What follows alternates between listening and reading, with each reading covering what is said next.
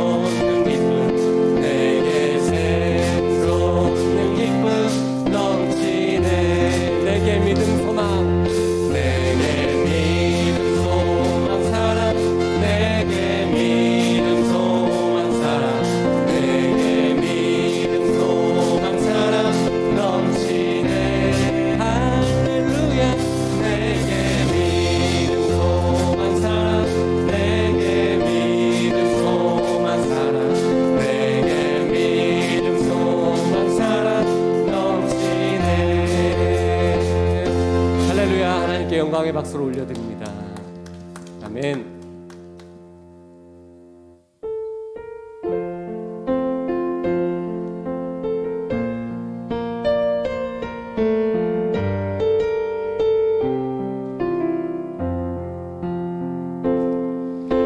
마음이 상한 자를 고치시는 주님, 하늘의 아버지 날 주관하소서. 주의 길로 인도하사 자유케 하소서. 새 일을 행하사 분케 하소서. 의에 줄이고 목이 마르니 성령의 기름 부소서. 의에 줄이고 목이 마르니 내 잔을 채워 주소서. 다시 한번 찬양합시다. 마음이 상한 자를 고치시는 주님, 하늘의 아버지 날 주관하소서. 주의 길로 인도하사 자유케 하소서. 새 일을 행하사 분케 하소서. 의에 줄이고 목이 마르니 성령의 기름 부소서. 의에 줄이고 목이 마르니 내 잔을 채워 주소서. 성령으로 채우사 성령으로 채우사 주보게 하소서. 주의 임재 속에 주의 임재 속에 은혜 알게 하소서. 주 뜻대로 살아가리 세상 끝날까지. 아멘. 나를 빚으시고 새날 열어주소서. 우리 갈급한 마음으로 고백합시다. 의에 줄이고 목이 마르니 성령의 기름 부소서. 의에 줄이고 목이 마르니 내 잔을 채워 주소서. 의에 줄이고 의에 줄이고 목이 마르니 성령의 기름 부소서.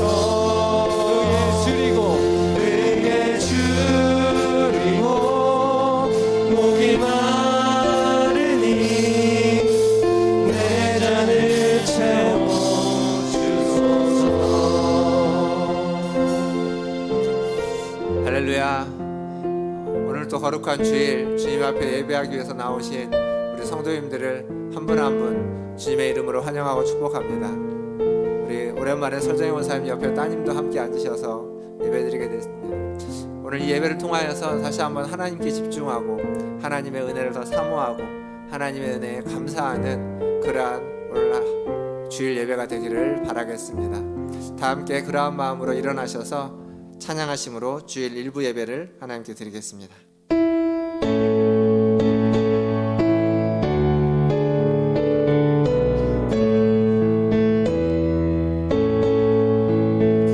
찬양하라 내 영혼아,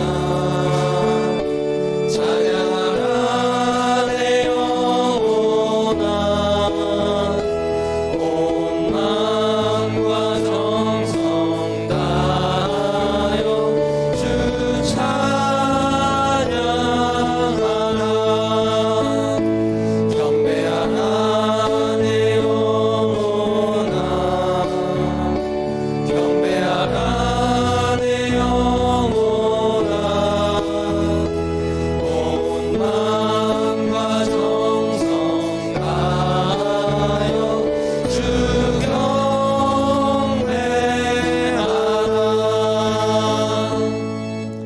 하나님이 이르시되 그가 나를 사랑한즉 내가 그를 건지리라.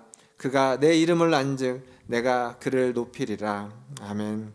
하나님, 오늘도 이 예배 자리에 나와 주님을 알게 하시고 주님을 사랑한다 고백하게 하여 주시옵소서. 우리의 고백이 매 주일마다 계속되게 하시고 매일매일 살아가는 모든 삶의 시간들 속에 주님을 사랑하고 주님을 의지하고 주님 한 분이면 충분하다는 고백으로 살아가는 우리 모든 성도들 되게 하여 주시옵소서. 예배 시종을 주님께 의탁하며 우리 구주 예수님의 이름으로 감사하며 기도하옵나이다. 아멘.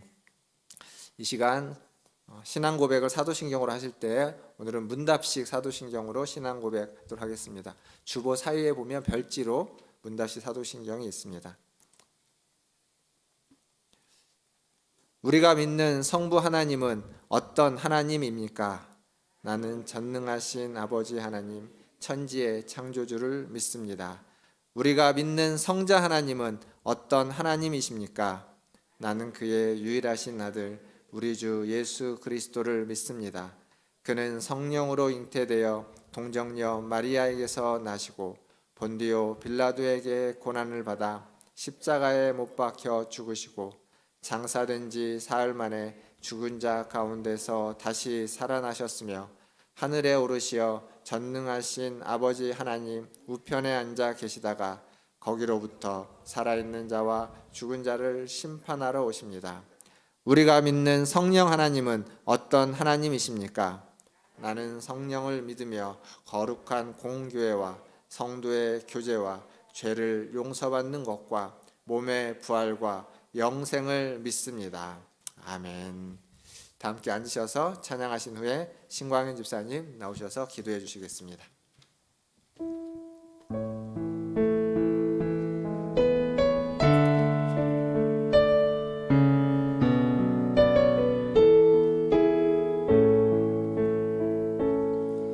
주가 보이신 생명의 길, 나 주님과 함께 상한 마음을 들이며 주님 앞에 나가리. 나의 의로움이 되신 주 그 이름 예수, 나의 길이 되신 이름 예수. 나의 길 오직 그가 하시나니, 나를 단련하신 후에 내가 정금같이 나오리라. 주가 보이신 생명의 길, 나 주님과 함께 상한 마음을 들이며 주님 앞에 나가리. 나의 의로움이 되신 주 그 이름 예수, 나의 길이 되신 이름 예수. 나의 길 오직 그가 하시나니, 나를 단련하신 후에 내가 정금같이 나오리라. 나의 길 오직 그가 하시나니, 나를 단련하신 후에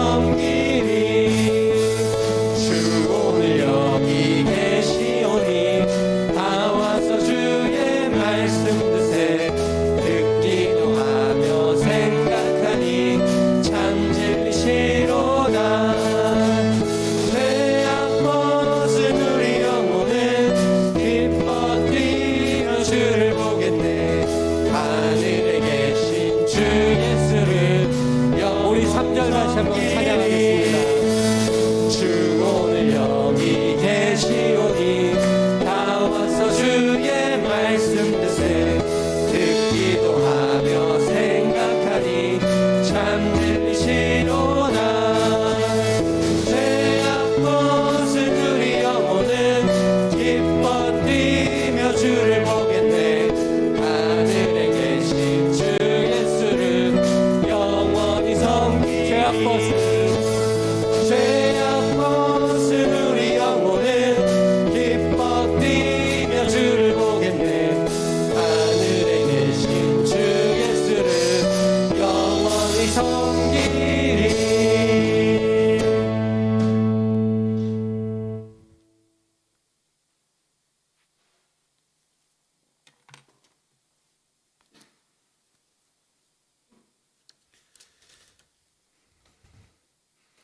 기도드리겠습니다.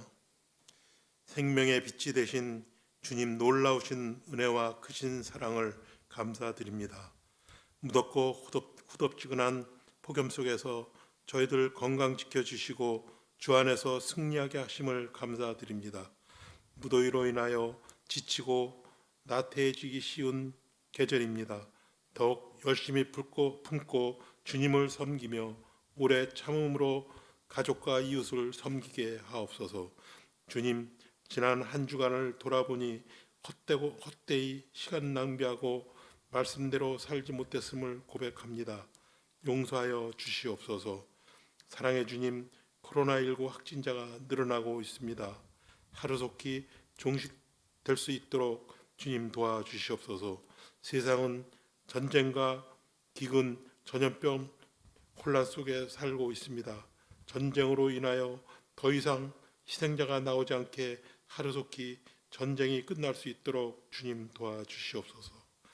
평화가 찾아오게 하여 주시고 저희들의 연약함을 도우시는 성령의 역사가 일어나게 하셔서 저희들의 강하고 담대한 믿음으로 승리하게 하여 주시옵소서.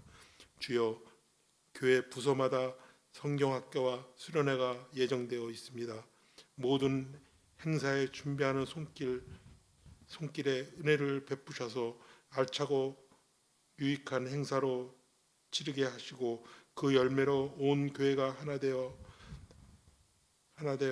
행사에 참여하는 모든 성도가 살아계신 하나님을 깊이 체험하는 여름 행사로 축복하여 주시옵소서. 특별히 기도의 삶을 회복시켜 주셔서 주님과 더욱 친밀한 교제가 이루어지게 하여 주시옵소서. 말씀을 전하실 목사님에게 성령의 충만함을 더하여 주시고 피곤치 않도록 하나님의 말씀에 하나님의 역사로 충만하게 하옵소서. 말씀을 통하여 말씀에 순종하게 하시고 변화받아서 이 세상 살아갈 때 승리하게 하시고 교회에서는 소금과 빛의 역할을 할 수 있게 주님 도와주시옵소서. 목사님 주신 말씀 안에서 갈급한 심정이 흡족하게 채워지게 하시고 우리의 기쁨과 생명이신 예수님 이름으로 기도드립니다.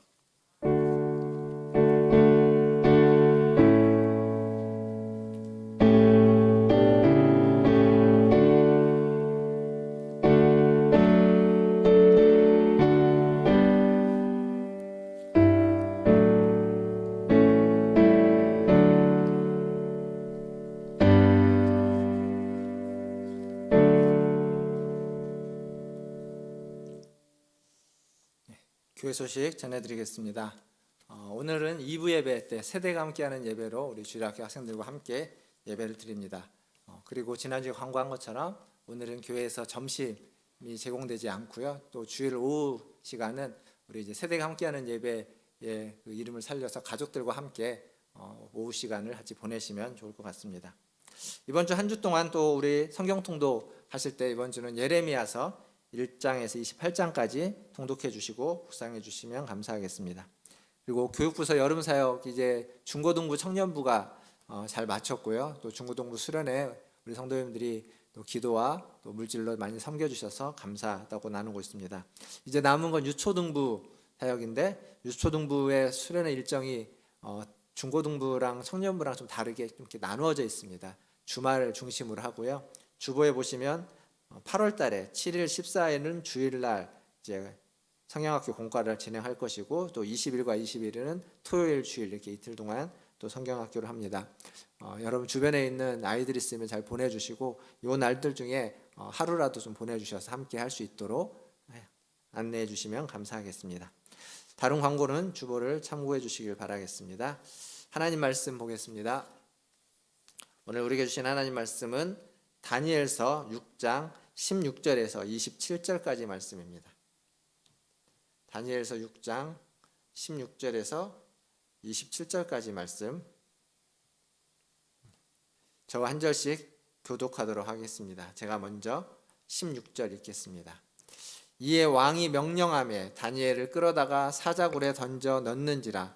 왕이 다니엘에게 이르되 내가 항상 섬기는 너의 하나님이 너를 구원하시리라 하니라.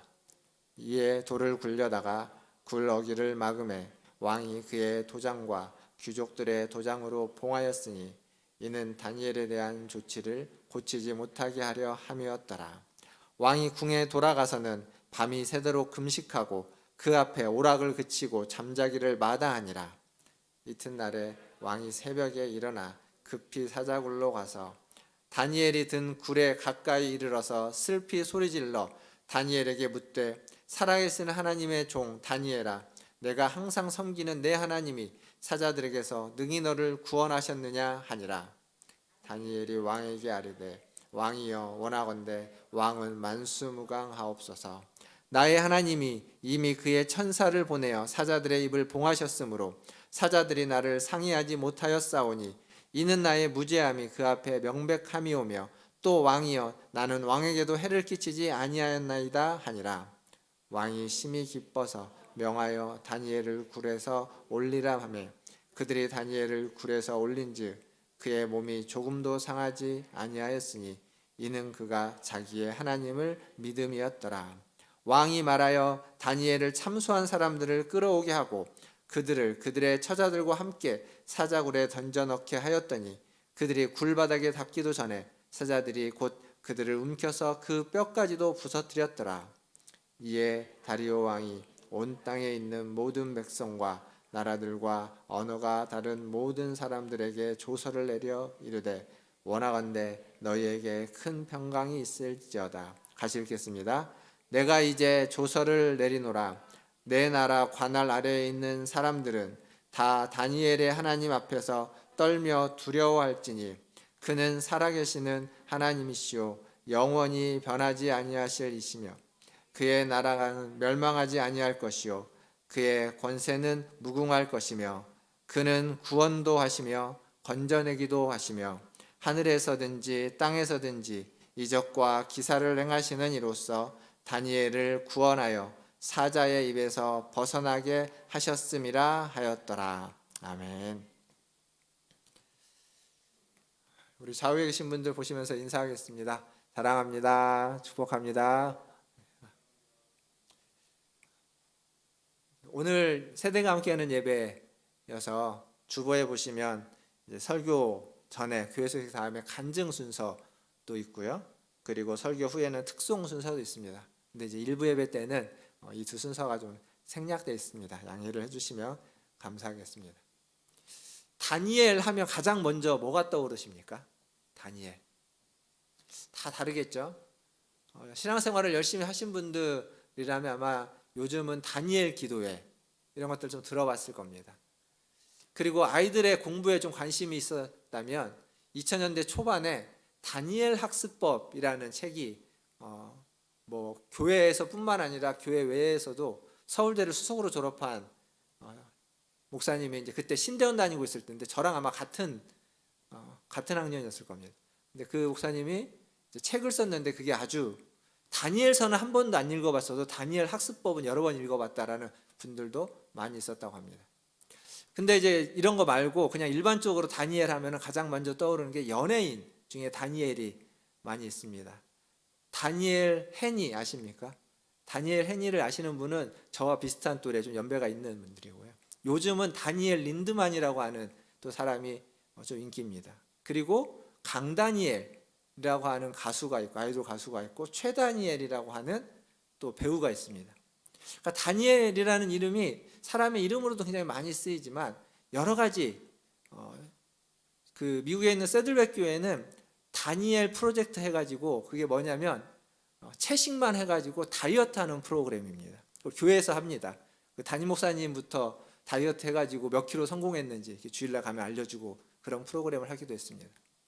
그러니까 이게 다니엘이라는 이름이 우리에게 다양하게 사용되어지고 있는데 왜 그렇게 사용될까요? 왜 다니엘 프로젝트라고 해서 다이어트 프로그램에 다니엘이라는 이름을 붙이고, 그리고 다니엘 학습법이라고 해서 다니엘처럼 공부하면 성공할 수 있다, 왜 이렇게 얘기하고, 다니엘 기도회라고 붙여서 기도에 대해서 열심히 되게끔 하는 걸까요? 거기에는 다니엘이라는 인물이 성공을 거뒀다라는 전제가 있기 때문에 그렇습니다.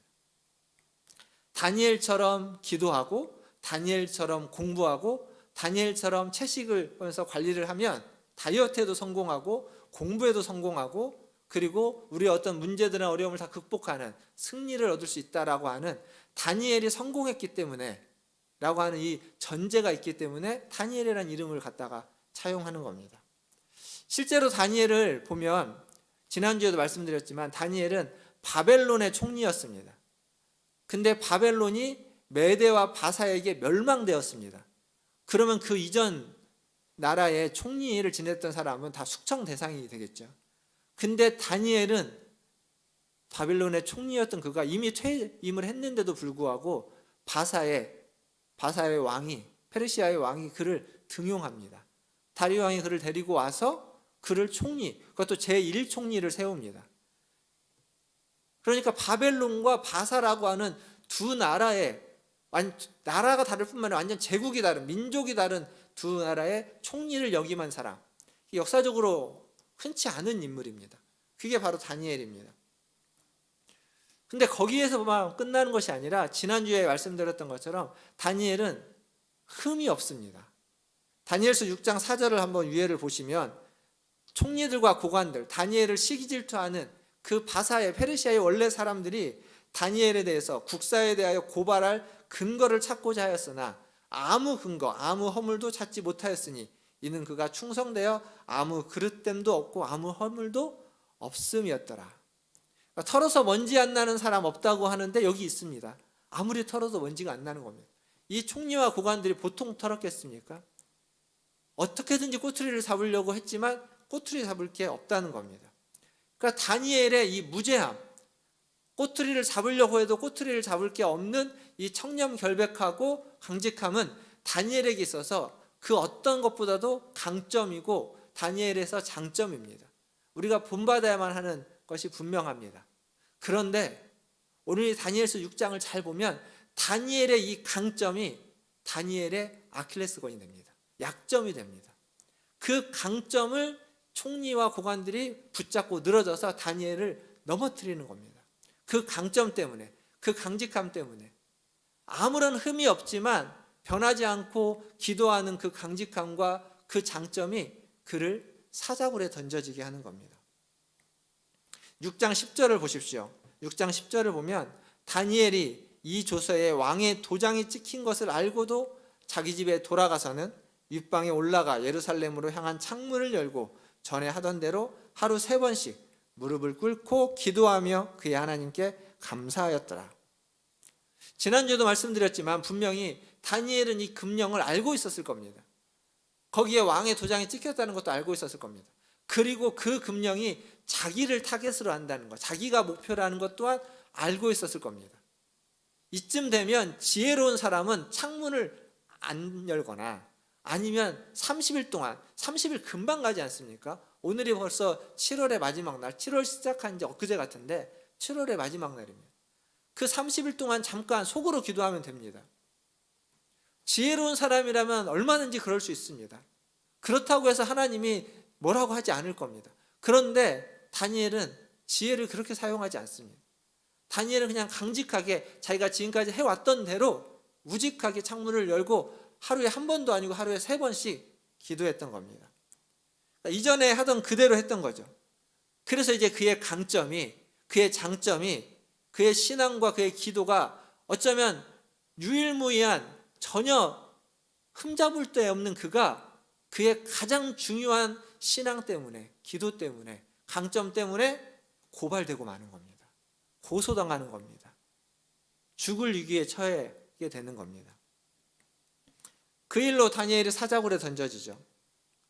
사자굴에 하나님이 이미 와 계셔서 사자들의 입을 다 봉했다. 그래서 다니엘을 보호하셨다. 지난주에 말씀드렸습니다. 6장 22절, 우리가 읽었던 오늘 본문 6장 22절을 다시 한번 보면 그렇게 적혀져 있죠. 나의 하나님이 이미 그의 천사를 보내어 사자들의 입을 봉하셨으므로 사자들이 나를 상해하지 못하였사오니 이는 나의 무죄함이 그 앞에 명백함이오며 또 왕이여 나는 왕에게도 해를 끼치지 아니하였나이다. 사자들의 입을 봉해서 그냥 자기를 지켜줬다라는 것만이 아니라 그렇게 하나님이 하심으로써 무엇이 증명되고 있냐면 내가 죄가 없다는 거.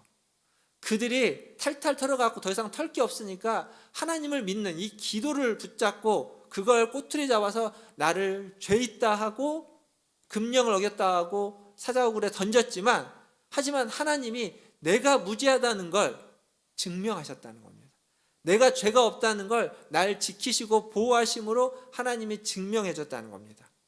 그리고 그 상황에서 자칫 왕이 나를 살리기 위해서, 왕이 나를 아껴서 나를 살리기 위해서 왕이 무엇인가를 했다면 아마 왕의 자리도 위태했을 텐데 왕에게도 위태롭지 않게 내가 사자굴에 들어와서 하나님이 나를 무죄하다고 증명해 주심으로 나도 살리시고 하나님이 왕도 살렸습니다 라는 얘기를 지금 22절에 하고 있는 겁니다.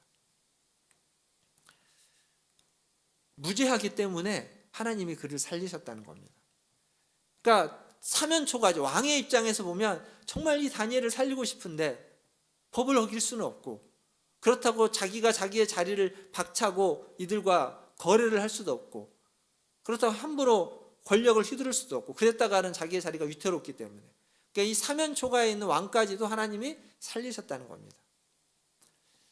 그렇다면 다니엘은 무죄했는데 그 무죄한 다니엘을 고소한 자들, 참소한 자들은 어떻게 되는 걸까요? 24절을 보면 그들에 대해서 나옵니다. 같이 한번 읽어볼까요? 우리가 오늘 읽었던 본문의 24절입니다. 같이 읽겠습니다. 시작. 왕이 말하여 다니엘을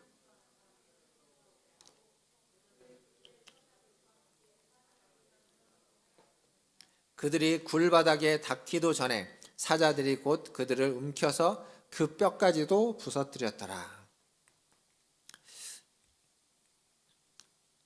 분명 다니엘의 강직함과 신앙이 강점이었는데 그게 아킬레스건이 돼서 사자굴에 떨어졌습니다. 그런데 거기에서 하나님이 다니엘의 무죄함을 보여주시고 증명해 주셨습니다. 그렇다면 그렇게 다니엘을 사자굴에 던지려고 고소하고 고발했던 자들, 오늘 여기 그들의 모습이 나오죠. 그들이 사자굴에 던져지게 되는 겁니다. 그런데 분명 좀 전까지 입이 봉해졌던 그 사자들이 그들이 땅에 닿기도 전에 달려들어서 그들을 해한 겁니다. 그러니까 다니엘은 무죄함이 증명됐지만 이 다니엘을 고소했던 사람들은 이 사자굴에서 무엇이 증명되는 거냐면 그들이 다니엘을 무고죄로 고소했다는 겁니다. 아무런 고소할 게 없는데도 불구하고 그를 걸고 넘어져서 그들의 죄가 만방에 알려지고 있는 겁니다. 사랑하는 성도 여러분, 하나님은 지금도 우리의 약점을 강점으로 바꾸시기를 원합니다. 근데 그 전에 우리의 강점이 약점이 될 수도 있습니다. 그걸 견뎌내지 못하면, 그걸 이겨내지 못하면, 그걸 인내하지 못하면, 사자굴에 던져지는 것 같은 그 순간을 참아내지 못하면 하나님을 만날 수도 없고, 그리고 더 나아가서 그 약점이 다시 강점으로 드러나게 되는 그러한 은혜를 맛볼 수 없을 겁니다. 그러니까 신앙에 있어서 가장 중요한 건 결국 참아내는 것, 인내하는 것이다 라고 이야기할 수 있을 겁니다. 분명히 강점이었는데 그 강점을 걸고 넘어져서, 내가 잘하는 것을 걸고 넘어져서, 내가 잘하는 것 때문에 문제가 생겨났을 때, 일이 일어났을 때, 그때 억울하죠. 그때 우리는 억울합니다. 그때 내가 열심히 수고했던 게 억울하고, 내가 노력했던 게 억울하고, 기도했던 게 억울하고, 헌신했던 게 억울할 겁니다. 좀 장기간, 긴 시간 그 일이 있었다면 그 긴 시간 나의 인생이 다 억울할지도 모르겠습니다. 근데 그게 잠시 하나님이 우리의 강점을 약점으로 바꾸는 순간입니다. 그리고 그 약점을 하나님은 다시 우리의 무고함을 증명하시면서 강점으로 바꿔주실 줄 믿습니다. 때로는 우리가 나 자신에게는 그렇게 잘 참고 인내하고 보는데 다른 사람을 향해서는 그렇게 참고 인내하지 못합니다. 문제가 많아 보이고 나빠 보이고 가까이 하고 싶지 않고 멀리 하고 싶은 사람. 근데 그게 하나님도 그렇게 보실까요? 그런 약점들, 그런 문제들, 그런 하나님은 그 약점과 문제들을 강점으로 바꾸실 겁니다. 하나님이 그렇게 보신다면 우리도 눈을 크게 떠서 그렇게 볼 수 있어야 하지 않겠습니까? 사랑하는 성도 여러분, 하나님은 문제 많은 우리도 바꾸셨습니다. 하나님은 약점 많은 우리도 변화시켜 주셨습니다. 그렇다면 나보다 약점이 적고 나보다 덜 문제가 많은 그 사람 또한 하나님은 바꿔주시고 변화시켜 주실 줄 믿습니다. 이 은혜로, 이 하나님의 은혜로 약점이 강점이 되는 그러한 인내를 가지고 그것을 경험하시는 저와 여러분 다 되시기를 주님의 이름으로 축원드립니다. 이제 다니엘의 기도에 대한 특징 한두 가지만 좀 간략하게 살펴보겠습니다. 다시 한번 다니엘서 6장 10절을 다시 같이 보겠습니다. 다니엘서 6장 10절입니다. 같이 한번 다시 읽겠습니다. 시작. 다니엘이 이 조서에 왕의 도장이 찍힌 것을 알고도 자기 집에 돌아가서는 윗방에 올라가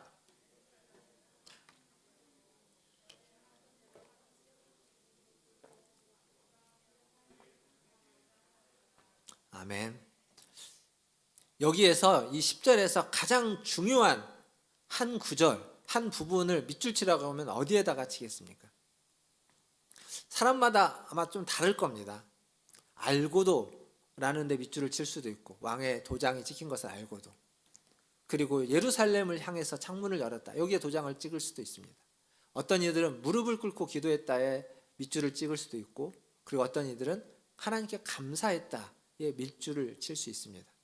근데 저는 이 10절에서 어디에 밑줄을 치고 싶냐면 전에 하던 대로,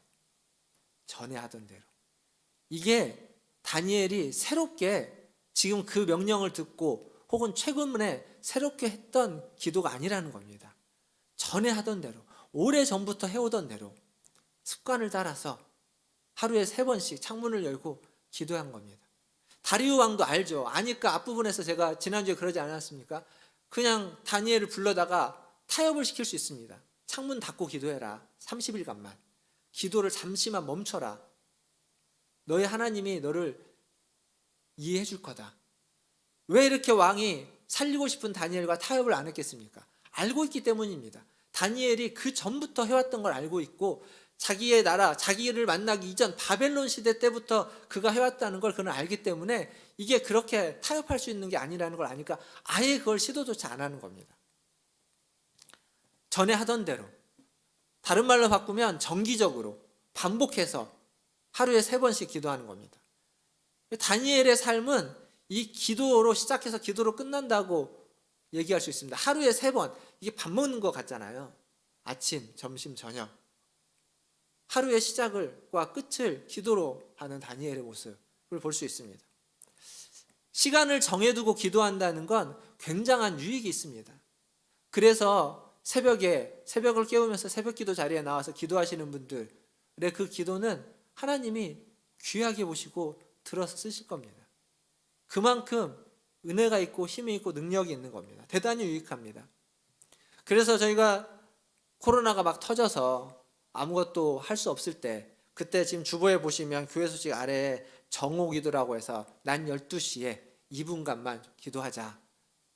근데 이게 이제 시간이 흘러가니까 저도 그렇고 좀 많이 흐지부지 되었습니다. 예전에는 알람도 맞춰놨는데 어느 날부터인가 알람도 꺼놨고, 그래서 12시가 됐는지 안 됐는지 모르고 넘어갈 때가 많습니다. 다른 시간, 다른 때 기도할 수 있겠습니다만 난 12시에 1분이든 2분이든 잠깐이라도 코로나를 위해, 교회를 위해서, 나라와 민족을 위해서, 그리고 전쟁이 있는 그 땅을 위해서 기도하는 것, 하나님 얼마나 귀하게 보실까 생각하게 됩니다. 그때 우리는 그렇게 기도했는데 다니엘은 창문을 열어놓고 예루살렘을 향하여 무릎을 꿇고 무엇을 기도했을까요? 오늘 우리가 읽었던 말씀에 보면 하나님께 감사했다라는 내용밖에 없습니다. 기도의 내용이 나오지는 않습니다. 그러면 정말 그냥 하루에 감사했던 것만 했을까요? 아침에 감사했는데 오전 시간에 무슨 감사할 일이 그렇게 많았기에 또 점심때 감사하고, 또 오후 시간에 감사할 일이 많아서 또 저녁 때 감사하고, 해가 져서 이제 잠을 자고 났는데 잠자고 일어나서 잘 잠잔 거, 건강한 거에 대한 또 감사하고, 매일매일 이것만 했을까요? 다니엘이 무엇이라고 기도했는지를 알려면 예레미야 말씀을 좀 봐야 됩니다. 예레미야 29장을 좀 보시면 29장 10절입니다. 예레미야 29장 10절 말씀만 한번 같이 읽어보도록 하겠습니다. 10절입니다. 시작. 여호와께서 이와 같이 말씀하시니라. 바벨론에서 70년이 차면 내가 너희를 돌보고 나의 선한 말을 너희에게 성취하여 너희를 이곳으로 돌아오게 하리라. 이게 무슨 말이냐면 하나님이 예레미야에게 예언을 시키는데 너희는 바벨론에게 망해서 포로로 잡혀갈 것이다. 그런데 그 땅에서 너희는 잘 지내야 된다. 그들과 함께 잘 지내라. 그런데 70년이 지나면, 70년의 포로 생활이 끝나면 너희의 그 모든 죄가 다 대가를 치렀기 때문에 이제 너희를 다시 가나안 땅으로 돌아오게 할 것이다. 그때까지 견뎌야 된다는 이야기를 하고 있는 겁니다. 다니엘은 포로로 잡혀온 사람입니다. 10대에 포로로 잡혀와서 바벨론 제국에서 오랫동안 총리를 지냈고 이제는 나이가 많은 80, 90에 가까운 노인이 되어서 은퇴를 했습니다. 그러나 지금 다리오 왕이 다시 다니엘을 데려다가 사용하고 있는 거죠. 그 말은 무슨 얘기냐면 지금 포로로 잡혀온 때로부터 70년 가까이 지났다는 겁니다. 다른 말로 바꾸면 얼마 안 남았다는 겁니다. 이제 조금 있으면 돌아갈 때가 되었다는 거죠. 다니엘이 처음부터 무엇을 위해서 기도했겠습니까? 그는 다니엘서 1장을 보면 그의 신앙의 정체성을 포기하지 않습니다. 이름이 벨드사살로 바뀌어서 불릴지라도 그는 자기가 하나님의 백성이고 유대인이고 하나님을 섬기는 자라는 것을 포기하지 않습니다. 그리고 그것을 바벨론 왕도 알고 그리고 이 바사 왕도 압니다. 내가 섬기는 너의 하나님이 다니엘을 어떻게 섬기고 있는지 모두가 다 알고 있습니다. 그 섬김 가운데 다니엘은 돌아갈 때가 가까이 왔다는 거죠. 그래서 그것을 위해서 처음부터 그것을 위해서 기도했고 하루 3번씩 기도했고 그리고 때가 가까이 왔다는 걸 알기에 더 간절히 다니엘은 기도했을 것입니다. 돌아가야 되는 때. 예레미야서 29장 10절을 읽었는데 12절에는 이런 말씀이 있습니다. 같이 한번 읽어보겠습니다. 12절 시작. 너희가 내게 부르짖으며 내게 와서 기도하면 내가 너희들의 기도를 들을 것이요. 13절도 비슷한 말씀이 있는데 하나님이 너희가 와서 내게 기도하고 부르짖으면 내가 그것을 듣겠다. 하나님이 약속하셨습니다. 70년 후에 너희를 다시 돌아오게 할 것이다. 그런데 하나님은 그 약속을 이룸에 있어서 우리가 또한 기도하기를 원하십니다. 하나님이 약속하셨으니까 나는 아무것도 안 하고 있을 테니까 하나님이 알아서 하십시오. 그건 하나님이 원하시는 태도가 아닙니다. 하나님의 약속이 있으면 그 약속을 붙잡고 그 약속을 가지고 하나님 70년 뒤에는 돌아갈 수 있다고 하시지 않았습니까? 나는 나이가 많아가지고 그 먼 거리 수천 킬로나 되는 먼 거리를 못 갈지 모르겠지만 나의 자녀들은 나의 후손들은 우리 민족은 돌아갈 수 있게 해주십시오. 이게 다니엘의 기도 아니었겠습니까? 70년 전에 예레미야를 통해서 약속하신 그 약속을 이제 때가 되었습니다. 이제 때가 거의 다 되었습니다. 그때가 언젠지는 모르지만 하나님 그 말씀을 기억하시고 그 약속을 기억하시고 돌아가게 해주시옵소서. 이게 다니엘의 기도였을 겁니다. 사랑하는 성도 여러분, 하나님은 우리에게 많은 약속을 하십니다. 그리고 하나님이 주시는 그 약속은 우리에게 평안을 주고 희망을 주는 약속입니다. 그리고 그 약속은 분명히 언젠가는 때가 되면 이루어질 약속입니다. 하지만 그 때가 될 때까지 우리가 가져야만 하는 자세와 태도는 그 약속을 붙잡고 기도하는 겁니다. 부르짖는 겁니다.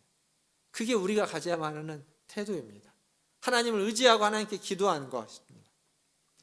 우리가 살펴본 것처럼 다니엘이 하루 3번 예루살렘을 향하여 창문을 열고 기도한 것처럼 우리도 기도해야 됩니다. 새벽 시간이든 오전 시간이든 정오 시간이든 아니면 저녁 시간이든 상관없습니다. 어떤 시간이든 상관없습니다. 그리고 하루에 한 번이 되었든 하루에 두 번이 되었든 다니엘처럼 세 번이 되었든 그것도 상관없습니다. 1분이든 2분이든 5분이든 10분이든 1시간이든 그 시간도 상관없을 겁니다. 중요한 건 기도하는 겁니다. 언제 몇 번을 얼마간 다 상관없고 기도하는 겁니다. 그게 우리에게 필요한 겁니다. 정기적으로 기도하십시오. 나 자신을 위해서 기도하시고 여러분의 가정을 위해서 기도하시고 그리고 교회를 위해서도 기도해 주시고 나라와 민족을 위해서도 기도해 주십시오. 복음을 들고 사역하고 있는 우리 교회가 후원하고 있는 선교사님들을 위해서도 기도해 주십시오. 우리의 기도가 아니면 그분들이 살아갈 수 없습니다. 우리의 기도가 아니면 나라가 바뀌지 않습니다. 여러분이 기도하지 않으면 교회가 새로워질 수가 없습니다. 여러분이 기도하지 않으면 여러분의 가정이 변화될 수 없습니다. 화목할 수 없습니다. 기도할 때 하나님 주신 약속이 이루어지는 것입니다. 말씀을 이제 결론으로 가야 되는데 2부 예배 때는 간증도 있고 특송도 있어서 말씀을 조금 짧게 준비했는데 1부 예배 때는 없잖아요. 그래서 대신 2부 예배 때 안 하는 2부 예배 때 설교 안 할 부분을 하나 여기 잠깐 하고 넘어가겠습니다. 데자뷰라는 말 아십니까? 데자뷰. 기시감이라고 이제 한자로 이렇게 불러지는데 뭐냐면 어디선가 본 듯한 사건, 본 듯한 이야기, 본 듯한 경험입니다. 다니엘서 6장을 보면 6장의 이 내용을 가만히 여러분이 머릿속으로 다니엘이 이렇게 되고 이렇게 되고 이렇게 되는 걸 생각해 보면 이게 어디선가 본 듯한 그림입니다. 사자굴에 던져지고 돌로 그 굴의 입구가 막힙니다. 그리고 새벽에 왕이 와서 부르죠. 그러자 돌문이 열리고 죽지 않고 살아납니다. 어디서 본 듯한 그림입니까? 예수님의 죽음과 부활과 비슷한 그림입니다. 물론 이건 똑같이 이렇게 비유처럼 1:1로 매칭되는 게 아닙니다. 그러나 잘 생각해 보시면 예수님이 십자가에 달려 죽으셨습니다. 그래서 무덤에 가시고 입구를 봉했습니다. 군인들이 지켰죠. 절대 아무도 이걸 예수님 시체를 못 가져가도록. 그러나 하나님이 그 길을 여셨고 그 안에서 그를 살아오게 했습니다. 살아옴으로써 그의 무죄함이 예수님을 십자가에 달려 죽으면서 죄를 정죄해서 죽였지만 예수님은 무죄하다는 것이 그 부활로서 증명된 겁니다. 바울이 로마서 1장 3절 4절에서 예수님은 부활로 말미암아 하나님의 아들로 증명됐다. 무죄한 자로서 증명됐다라고 이야기하고 있습니다. 근데 여기에 한 가지 차이점이 있습니다. 한 가지 차이점. 그게 뭐냐면 다니엘은 무죄해서 살았습니다. 사자굴에 던져졌지만 다니엘은 죄가 없음을 그가 삶으로써 죽지 않고 삶으로써 증명했습니다. 그러나 예수님은 무죄해서 죽었습니다. 십자가에 달려 죽었습니다. 그의 무죄함은 죽지 않음으로 증명된 것이 아니라 부활로 증명됐습니다. 이게 둘의 차이입니다. 제가 왜 이걸 이야기하냐면 환난 가운데 고난 가운데 살아가고 있는 사람들, 특히 초대교회 사람들, 순교의 자리에 서 있는 사람들, 화형으로서 죽고 사자의 밥으로 던져져서 죽음 가운데 놓여 있는 사람들, 그들에게 다니엘의 이야기는 그 사자의 입을 봉해주고 그 화형을 해야 되는 화형에 불이 붙지 않는 것들일 겁니다. 그러나 예수님의 이야기는 사자에 먹혀 죽어도 너는 무죄하다. 내가 너를 부활시킬 것이다. 불에 타 죽어도 그 고통 가운데 죽어도 너는 무죄하다. 내가 너를 살릴 것이다. 이런 메시지인 겁니다. 분명 어떤 이는 무죄에서 살아납니다. 어떤 일은 그 강직함이 하나님이 그 약점이었지만 다시 그걸 강점으로 삼아서 살아납니다. 우리는 살면서 그걸 경험할 수 있습니다. 그러나 그러지 못할 때도 있습니다. 다니엘서 안에 계속 면면이 이어져 나오는 이미 그 한 단어는 뭐냐면 그리 아니하실지라도, 다니엘의 새 친구가 얘기했던 그리 아니하실지라도, 이건 다니엘서에 계속 흘러오고 있는 정신입니다. 그러니까 살지 못할 때가 있는 거예요. 죽을 때도 있습니다. 그러나 죽더라도 하나님은 그를 다시 부활시켜서 그의 무죄함을 증명해낼 겁니다. 그를 죽인 자들이 승리한 것처럼 보이지만, 예수님을 죽인 어둠의 세력이 이긴 줄 알았지만 그것들이 그들의 착각이었다는 것을 우리가 아는 것처럼, 마찬가지로 똑같이 하나님은 그렇게 하실 겁니다. 그래서 그 순교의 자리에 서 있지만, 두렵긴 하지만, 무섭긴 하지만, 그래도 견딜 수 있는 이유는 그 자리에서 이 말씀을, 그 자리에서 다니엘을, 그 자리에서 예수님을 생각하고, 그리고 그 자리를 이겨내는 겁니다. 이제 말씀을 맺겠습니다. 2015년도에 암살이라는 영화가 있었습니다. 그 영화를 보면 염석진이라는, 아마 원래는 염동철인가요? 그분을 이제 모티브로 삼아서 만든 인물인데, 염석진이라는 광복군이 나옵니다. 광복군으로서 광복을 위해서 독립운동을 하다가 그가 변절하게 됩니다. 배신자가 돼서 동료를 팔아버리죠. 그리고 이제 자기의 행복을 찾는 겁니다. 더 이상 광복군으로 못 살겠다는 거죠. 근데 그러다가 해방이 되었습니다. 광복이 된 겁니다. 해방이 되어서 이 염석진은 붙잡혀가지고 그의 친일 행각에 대한 재판이 벌어지게 됩니다. 근데 재판의 결론은 우리나라 그때 이것들 제대로 못한 것처럼 증거 불충분으로 해가지고 석방됩니다. 죄를 묻지 못하는 거죠.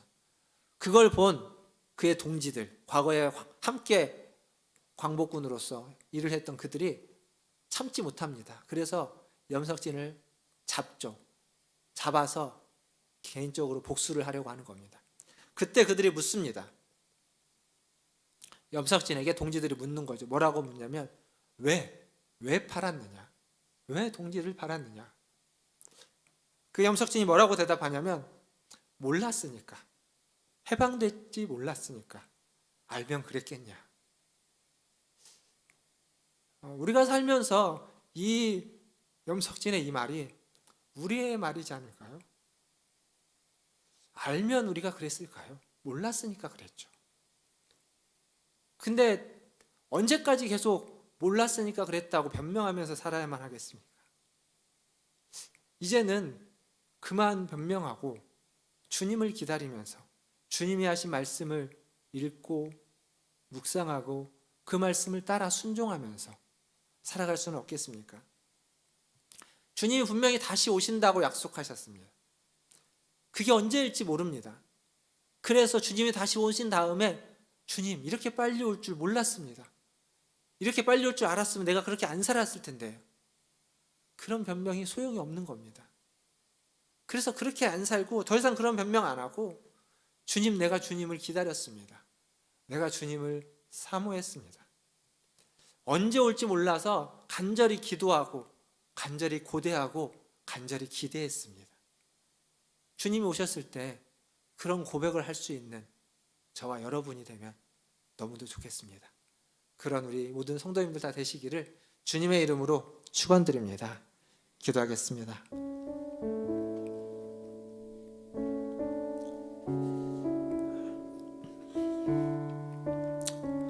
우리는 참 모르는 게 많습니다. 아는 것보다 모르는 게 훨씬 더 많죠. 나 자신에 대해서도, 다른 사람에 대해서도, 세상에 대해서도, 하나님에 대해서도 그렇습니다. 근데 모른다고 언제까지 변명하겠습니까? 아는 것만 가지고 살아도 충분할 거라고 생각합니다. 주님이 다시 온다고 말씀하셨고, 주님이 우리에게 약속하신 것들이 있습니다. 그 약속을 이루기 위해서 기다리고 인내하고 기도하고, 주님이 다시 오신다고 말씀하셔서 약속하셨으니까 그 주님을 기다리고 그 주님을 사모하면서 간절히 기도하고 또 기도하고 기대하고 고대하는 저와 여러분 되기를 바랍니다. 그렇게 하나님 앞에 기도하며 나가겠습니다. 주님, 주님을 기다렸습니다. 주님을 사모합니다. 주님 언제 오시겠습니까? 우리의 삶에 와 주시옵소서. 이렇게 기도하겠습니다. 하나님, 아버지 하나님 감사합니다. 참으로 오늘 또 주님 앞에 나와서 하나님 주님을 예배합니다. 하나님 주님의 은혜를, 주님을 하나님 알면 그렇지만 하나님 같이 아버지 하나님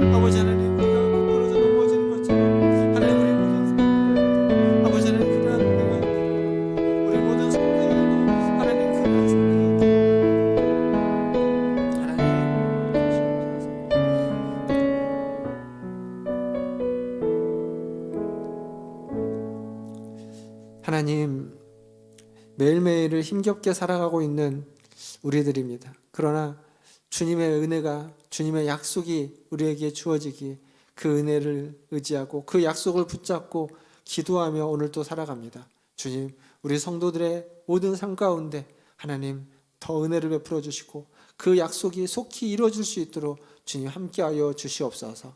하나님, 지금도 아버지 하나님이 코로나로 인하여 어려움을 당하고 있는 이들, 지금도 병마와 싸우고 있는 하나님 우리 집사님과 우리 권사님들, 아버지 하나님 함께하여 주시고 하나님 그들의 그 어려움과 그 아픔을 주님이 아시오니 주님 치유하시고 회복시켜 주시고 만져 주시옵소서. 더불어서 우리 문화전제일교회 모든 성도들이 하나님을 사랑하고 하나님을 의지하고 하나님을 더 고대하고 기대하며 주님 다시 오심을 사모하는 우리 문화전제일교회 성도들 다 되게 하여 주시고, 몰랐다고 말하지 않고 핑계대지 않고 하나님이 알려주시고 말씀해 주신 것, 그 작은 것 하나에도 충성스럽게 섬기고, 사랑하라 말하면 사랑하고 용서하라 말하면 용서하고 나누라 말하면 나눌 수 있는 우리 모든 성도들 다 되게 하여 주시옵소서. 감사합니다. 모든 걸 주님께 의지하며 예수님의 이름으로 기도하옵나이다. 아멘. 우리 시간 찬송가 620장 함께 찬양하면서 준비하신 예물 하나님께 드리겠습니다.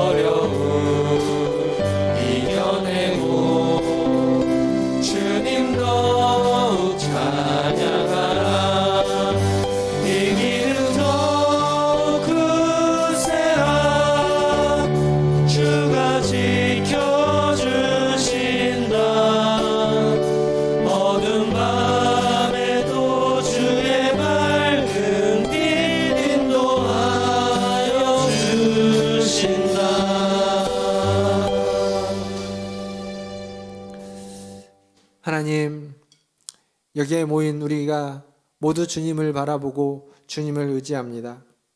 주의 은총을 우리에게 부어주시고 주님 우리와 함께하여 주시고 아버지 하나님 우리를 주님이 계시는 곳으로 또 주님이 뜻하시는 곳으로 인도하시고 이끌어 주시옵소서. 오늘도 주의 전에 나올 때 빈손으로 오지 않고 주님이 주신 물질 중 일부를 구별하여 주님께 드리게 하시니 감사합니다. 이 물질을 쓰이는 곳마다 주님의 영광이 나타나게 하여 주시고 주님의 빛이 비추어지게 하여 주시고 그리고 주님의 그 놀라운 은혜가 하나님 그 자리에 임하게 하여 주시옵소서. 하나님 물질을 드린 손길 위에 함께하여 주시고 하나님 그 손을 모으고 기도할 때마다 그의 기도가 다니엘의 기도처럼 정말 주님이 들으시고 주님이 속히 일하시는 기도가 되게 하여 주시고 그 기도가 한 번의 기도가 아니라 오늘도 하고 내일도 하고 아침에도 하고 저녁에도 하며 주님이 이루시는 그날까지 끊임없이 반복해서 주님 앞에 간절히 기대하고 소망하며 간구할 수 있는 그러한 기도의 손이 되게 하여 주시옵소서. 하나님 모든 것을 주님의 손에 의탁하며